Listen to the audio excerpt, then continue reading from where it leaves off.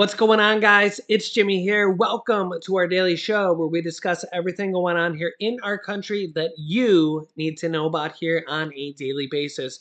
We got some major things here for you guys in this video.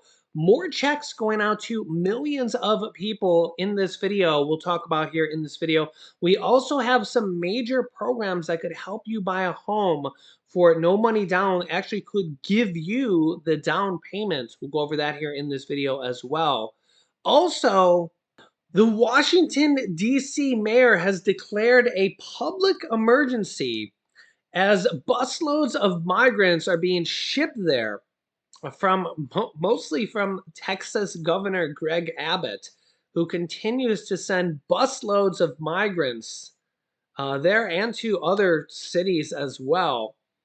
She has now declared a public emergency over this. Yeah, Washington, D.C. Mayor Muriel Bowser, who's a Democrat, declared a public emergency over the busloads of migrants from Texas and Arizona arriving in the nation's capital. Bowser said she was creating a new Office of Migrant Services to assist with the emergency, estimating that almost 10,000 migrants have been bused to her city since April, and hundreds more are expected this fall.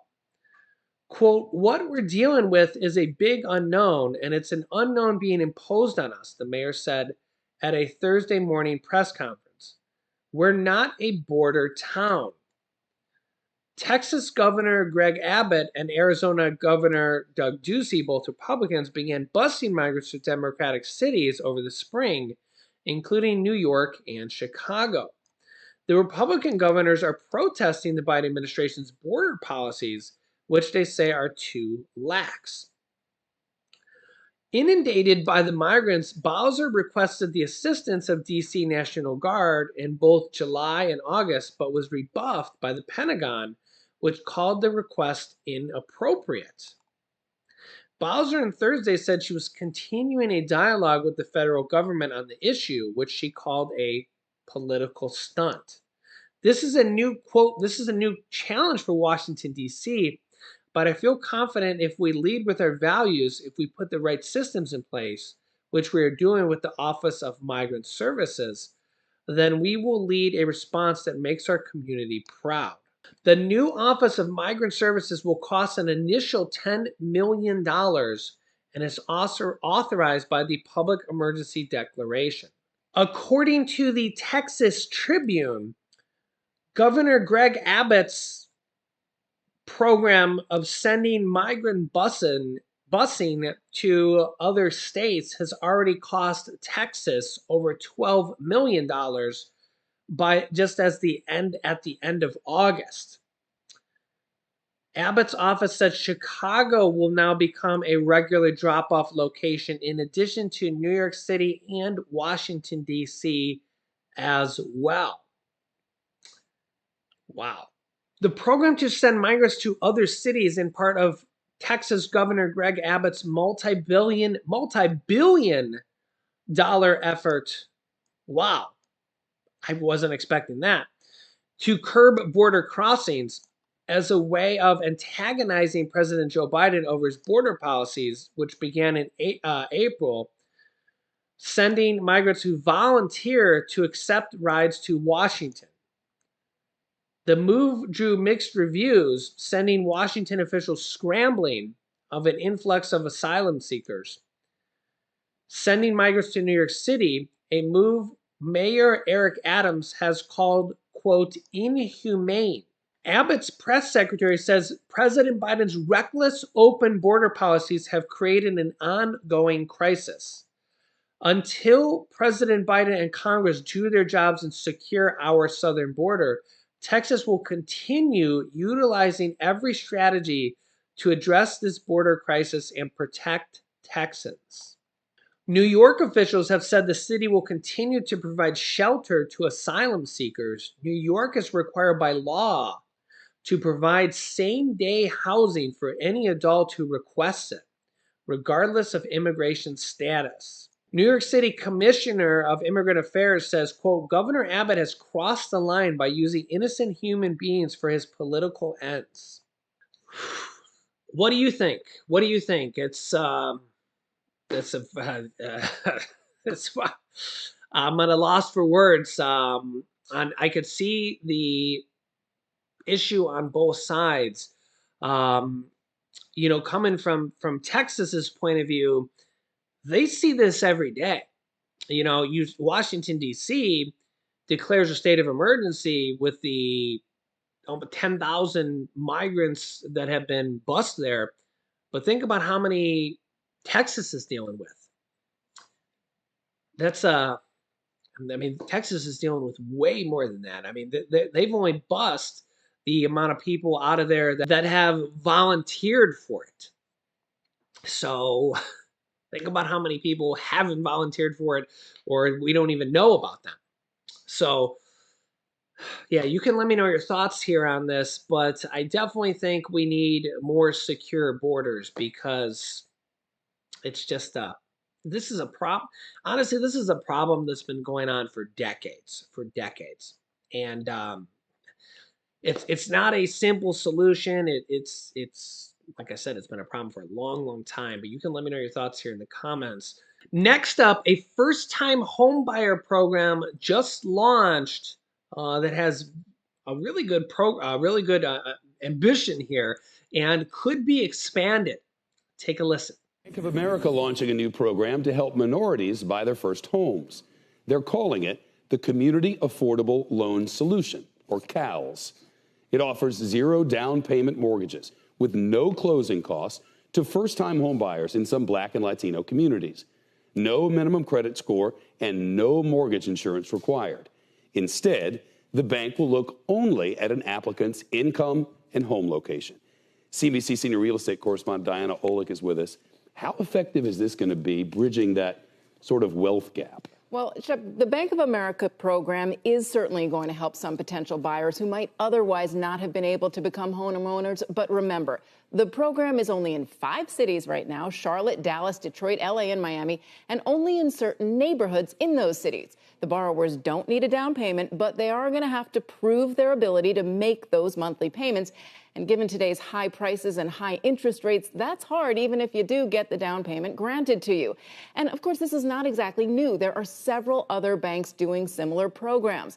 Wells Fargo, for one, has a 3% down payment loan for low-income consumers that can be combined with funds from family or other down payment assistance programs. And remember that the VA has no down payment loans for veterans and veteran family members.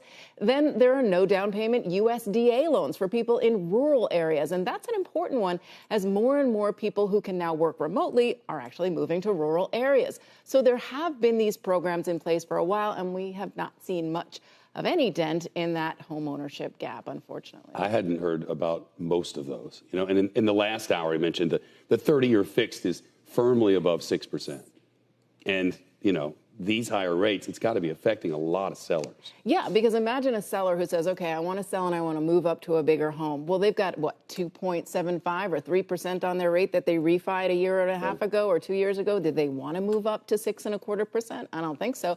And what that does is it just stops the chain of buying so that the move-up buyer doesn't leave the home for the first-time buyer to get in. That is those low-income buyers who need the more affordable homes. If the people owning those can't afford or don't want to lose their mortgage rate to move up to a home, that home is not existing for sale anymore. Is that already starting? Oh, yeah, absolutely. That's why supply is so low on the bottom end of the market. You have investors there, and you have people just stuck in those homes saying, I just can't fathom, even if I want the bigger house, not only paying more for it, but having my interest rate being twice what I have now. It changed so fast. I've never seen anything like that. Yeah. So hopefully you got locked in with an interest rate low here. If you're in a home, if you're a homeowner now, hopefully you got something near 3%, maybe a little lower, and you're locked in for a time being, hopefully. If not, if you're a new home buyer, hopefully, rates don't go that high for that long. I'll keep you up to date here, but my thoughts are is that interest rates will probably be high for the next 2 years, would be my guess. Again, just a guess. It's like the stock market here. It's hard to predict the future. I don't think interest rates will stay high for too long. But the thing is that home prices are coming down because we're not seeing 25 people bidding on a home as soon as it comes out for sale. So the thing is that you're not going to be overbidding on a home now. So it's a little bit of a give and take. So you're not going to be paying as much for a new home, but you're going to be paying more on interest for the time being. For the time being, interest rates aren't going to stay this high forever, but for the time being, they are. So I actually have a mortgage with Third Federal from they're in the Northeast states, but they have a rate relock feature where you can pay. It's like $250. Sometimes it's $99, and you can just relock into the current rate at any given point. So it's really cool for things like this because, and I'm not sponsored by them or anything like that, but if you went with a company like that or that company or something like that, and say you're locked in at 6% now or 7% now, but in a year from now it drops. Let's say you're at 7%, then it drops to 6%. You could pay $250 and lower your payment. You could lower your payment by $250 a month. Okay, just by paying $250. It's a really amazing feature. And then a year later, it could drop by another 0.5% or and then that could lower your payment again by $250 a month or something like that, right? It's a really great feature to have that and not have to go through a whole mortgage refinance process and pay thousands of dollars to do that just to lower your rate a little bit, right? You could just literally call them up and say, hey, lock me in with the new rate. You don't have to go through a whole process. I haven't seen too many banks that do that, but it's a really cool feature of that particular bank. It's the bank that I'm with. It's Third Federal. But again, I don't know how many banks do that, but it's a really cool bank. Also, as part of that CHIPS bill, remember that CHIPS bill that passed bipartisan to make semiconductors and chips here in the United States? It was like $250 billion. And it was a little bit controversial. Even Senator Bernie Sanders was a little bit controversial on it. And overall, even Bernie Sanders says it is a good thing here. And even I said it is a good thing here because we need to make this kind of stuff here in the United States. And it brings jobs here in the United States, and they're good paying jobs here in the United States. It was a little controversial because it provides a lot of money to big corporations, wealthy corporations. But nonetheless, it passed. But it's a good thing because it brings jobs here to the United States. Here's an update on this. Take a look.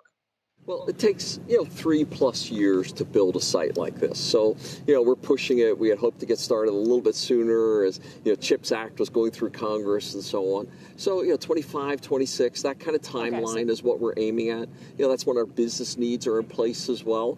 And, but I will tell you that we have seen such an enthusiastic response from the local community here as we're going through, permitting processes. This is a mega site. This is one of the largest sites in the world, and if we build it out, I hope it becomes the largest site on the planet for semiconductor manufacturing. It's an extraordinary. We're going to have, on the order of 7,000 construction workers here next year, right? Every tradesperson in the entire Midwest is, okay, concrete trucks and the construction workers, all of them showing up here, and we're going to build fast, and we're excited. And it's not going to be cheap to build, right? On average, $10 billion per fab. You're getting $2.1 billion in incentives from the state. You're getting 100% tax abatement on the buildings. They're even waiving the city permits here, and that's not including what you could potentially get from the CHIPS Act, which you anticipate being $6 billion? Well, the CHIPS Act, the way it's designed, it's up to $3 billion per project. Obviously, we have 2 projects here. And you sort of say, well, why is that?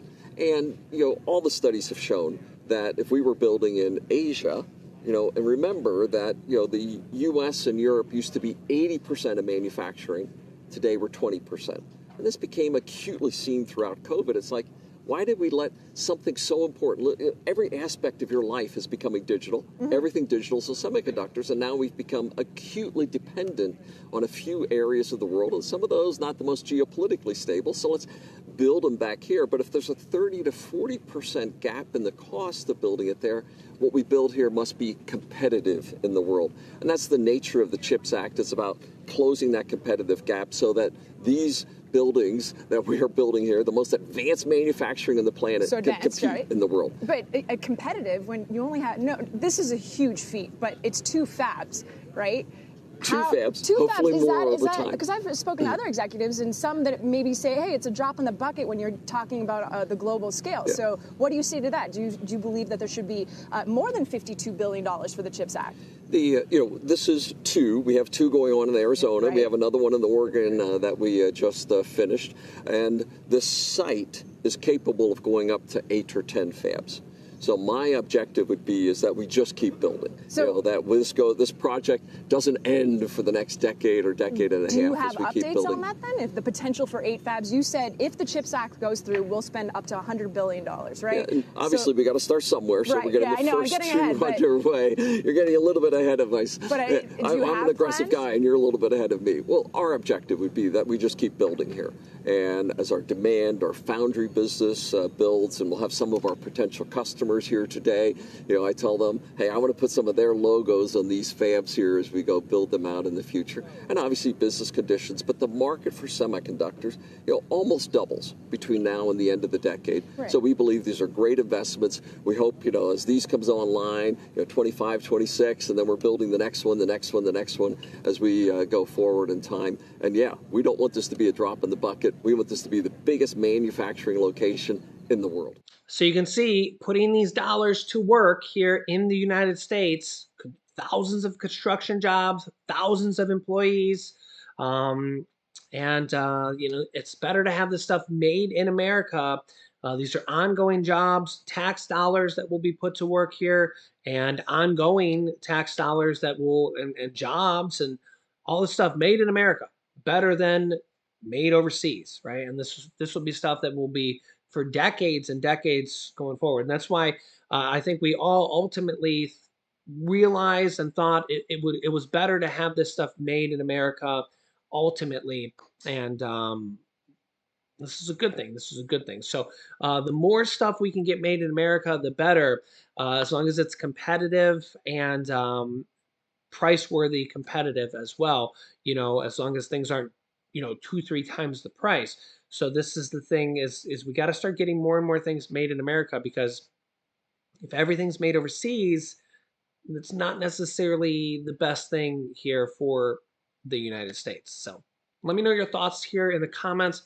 I'll keep you up to date with everything going on here in our country on a daily basis. Make sure to click the subscribe button down below if you haven't yet, and click the bell icon so you don't miss out on new videos. It's completely free to do so. Remember that new videos come out here every day at 10 a.m., 3 p.m., and 8 p.m. Eastern Standard Time. You can click here to watch my newest video on checks that are going out to millions of Americans in this video. So click on that video next. Thanks for watching, guys, and I'll see you in the next video.